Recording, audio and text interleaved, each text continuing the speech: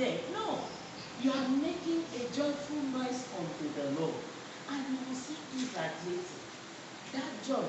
And as you are making it, the blessings comes and people within are blessed through your singing. Praise the Lord. What are we saying? We have to humble ourselves and do the service of God and sing praises unto Him. If God wants to bless us, God says He wants to bless the JCOT. He knows how to spread His blessings. Praise the Lord. So, you in any area you find yourself, wherever you find yourself, serve God with joy. And you see there are so many rewards that comes with it. And when you do, the blessings of God will be upon you. You will be successful. You will have reward. You don't mind what people say, what people do, how people, but all your focus is onto the person you are serving, the one you are singing unto. Don't ever sing unto man.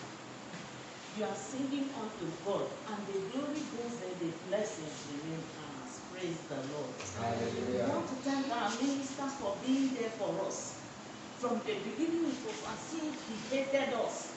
We did not know that he was trying to mold us for a better tomorrow. And here we are today. He wants to say, thank you, sir, for not even looking at all our dirty linen, and you stood your ground, and today we are refined and we are transformed. And whenever we want to sing, we sing to the glory of God. We see the blessings of God coming upon us. As we are seated here, a lot of people have finished their degrees. Some have finished their secondary school. It is the blessings and the favor of God upon our life.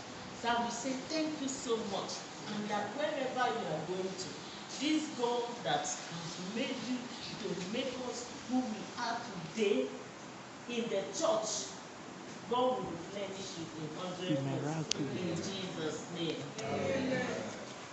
Father, we thank you for these words that you have given to us.